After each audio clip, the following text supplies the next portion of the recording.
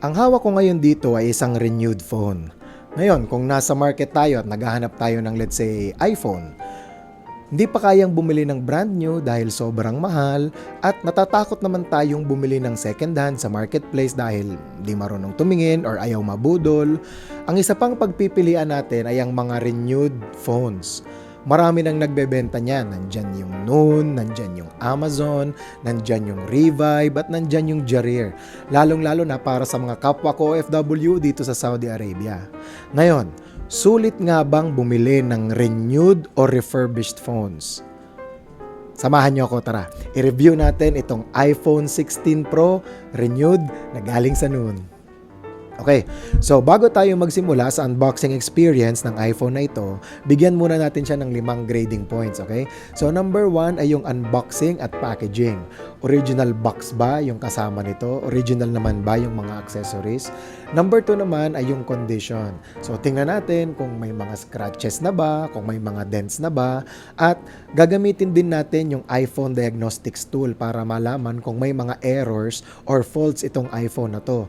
Number 3, syempre, yung paborito ng lahat, battery. Hindi naman natin siya bubuksan pero titingnan natin yung battery health, kung original battery pa ba ito or kung na-replace na. Number 4, sulit ba ito sa presyo niya? Ikumpara natin sa current market prices. At number 5 at panghuli sa lahat, merong iba't ibang grading system ang bawat merchant para sa mga renewed or refurbished iPhone nila. Tingnan natin kung deserve ng iPhone na to yung rating or yung grade na ibinigay sa kanya. Tara, review na natin. Unboxing. Okay, tara. So, simulan na natin yung unboxing. So, generic, kapag umorder tayo ng any items ang matatanggap natin ay itong yellow box na to. Generic naman yan. So, lahat ng items pwede nating matanggap galing dito sa box na to. At alam ko, marami na rin sa inyo ang nakakita na ng mga ganon, ng mga ads na ganon, no? Yung renewed iPhone, pero nagdadalawang isip pa kasi nga, minsan mababa rin yung review nitong mga phones na to eh. Depende na rin lang sa merchant, sa seller kung sino yung nagbebenta. So kung may mga tanong kayo or may mga nagdadalawang isip pa kayo kung bibili kayo, ngayon baka malinawan kayo kung ano nga ba talaga yung condition ng isang renewed item. Okay? Ito specifically galing sa Noon. Alright? Marami pang iba yan, kagaya nga ng sinabi natin kanina. Pwede rin sa Amazon, pwede rin sa Jarir, pwede rin sa Revive. Alright? So tara, i-unbox na natin. Okay? Tingnan natin yung unboxing experience kung mamimimik ba niya yung satisfying feeling na nag-unbox ka ng brand new iPhone. Okay? So, ayun na. Okay. Unbox. At tingnan natin. Tada! Alright. So, okay.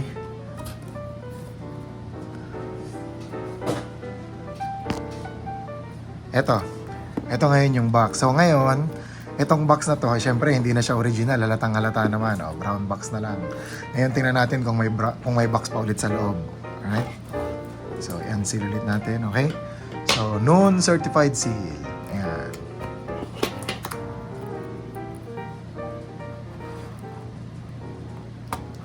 So hindi nga talaga sa lahat ng pagkakataon original na iPhone box yung makukuha kapag renewed item, okay? Minsan generic white box o minsan kagaya nito brown box lang.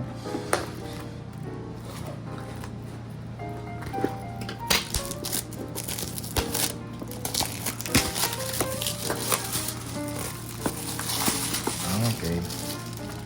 Ngayon, ito na yung iPhone sa loob. Okay, so USB cable. Parang used na rin siya. At yung iPhone mismo sa loob.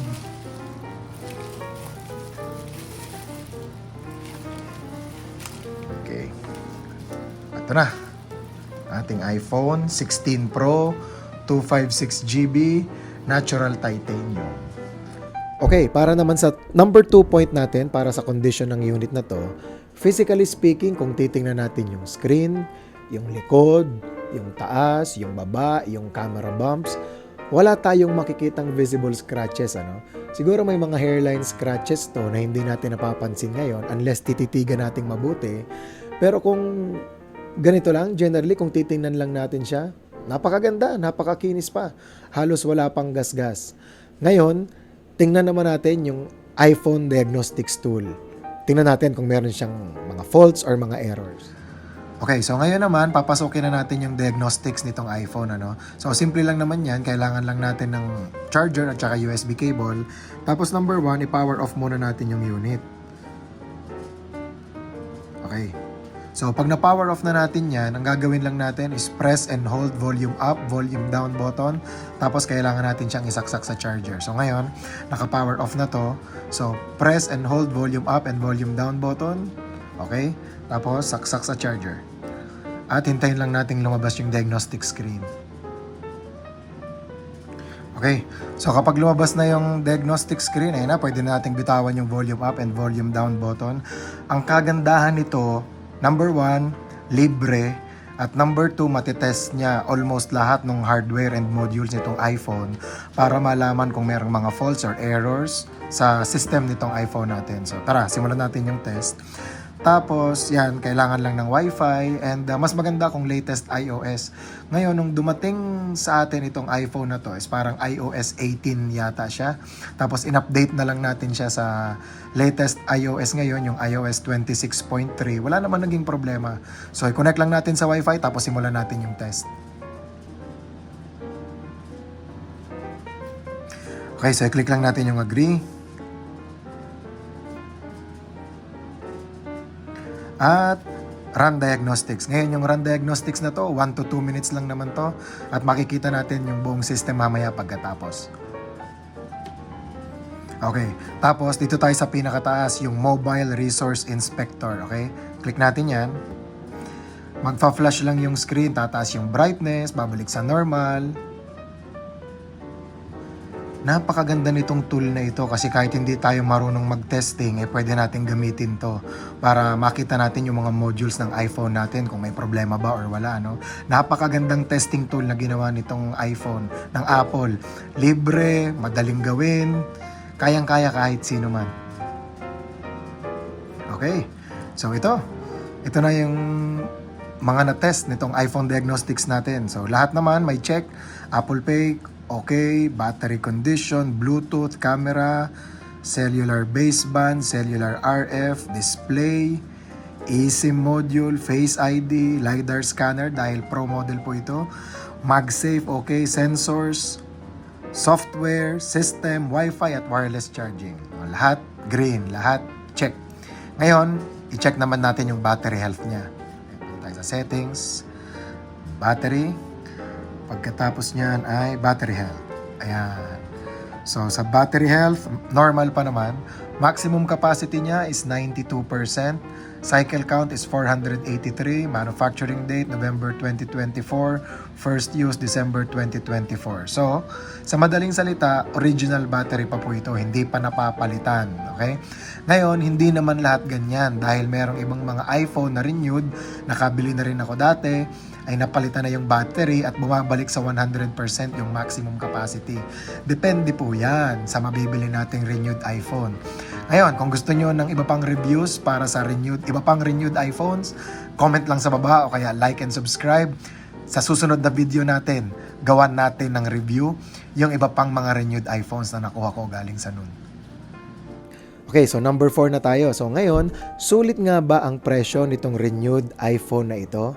Itong iPhone po na ito ay nakuha ko sa halagang 2,999 reals. At kung i-convert natin ay around 45,000 Philippine pesos. Okay? So, brand new, wala na ako ibang nakitang brand new sa Apple Store. Pero may nakita ako isa pang brand new sa Noon at ang price nito ay 4,599 reals. O, mas mahal ng 1,600 kung tutusin.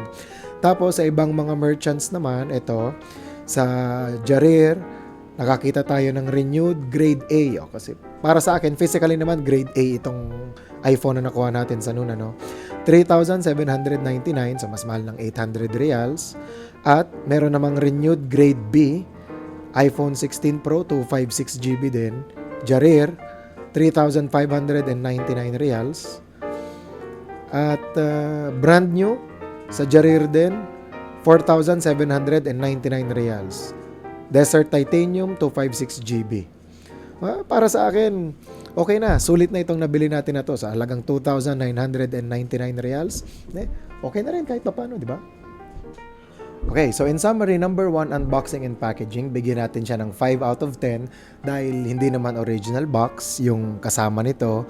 Pero original naman yung USB cable na kasama. At yun lang yung kasama. Wala siyang documentation, wala rin siya ng SIM pin ejector, generic brown box, tapos USB cable. Bigyan natin yung unboxing and packaging, 5 out of 10. So number 2 naman, para sa condition, yung physical condition nito, almost scratchless, barely visible kung meron man yung mga scratch. At pag pinasok natin yung iPhone diagnostics, walang kahit anong fault or error sa mga modules ng phone na to. So para sa condition, bigyan natin siya ng 9.5 out of 10. Ngayon naman, para sa battery life, battery 92%. Okay? Original battery pa siya. At sa battery, para sa akin, okay na yon. Wala akong problema doon. Para sa renewed iPhone, okay na okay. So, para sa akin, sa battery, 9.5 out of 10. Ganon din sa condition, 9.5 out of 10. At number 4, para naman sa pricing, sulit na sulit. 10 out of 10. Ito yung pinakamura para sa mga online merchants ngayon dito sa Saudi Arabia. Goods na goods ang pricing. At number 5, sulit ba yung grade niyang Max para sa kanya? Para dito sa renewed iPhone na to. Ang masasabi ko, yes, tamang-tama ito para sa Max. Okay? Yung sagot sa tanong natin kanina, sulit ba itong binili nating renewed iPhone 16 Pro 256GB? Para sa akin, sulit na sulit. Presyo, condition, battery life, warranty, sulit na sulit. So ngayon, andito sa harap ko ay 3 iPhones at lahat sila ay Max ang grade. Pero nung dumating sila dito ay hindi sila pare-pareho ng packaging, hindi pare-pareho ng condition at hindi pare-pareho ng battery life. Kaya kung nagde-decide ka pa rin kung bibili ka ba ng renewed iPhone, sa next video natin ay ipagkukumpara natin itong 3 ito. Itong 3 renewed iPhone Max ang grade, pero iba-iba ang packaging, battery life at condition. Kaya ikaw, bibili ka ba ng renewed iPhone? Magpapagatong ka na ba? Bili na. Kailangan mo to. Maraming salamat po sa panonood. God bless us all and see you in the next video.